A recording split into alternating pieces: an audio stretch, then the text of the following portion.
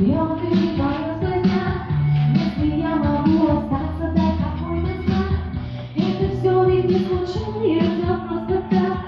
Мне тоже в самом деле и сразу рад. Но я точно не продам. Это с нами останется навсегда. А всегда уже не спрячешься никуда. Это счастье или наша с тобой беда. Замолчали.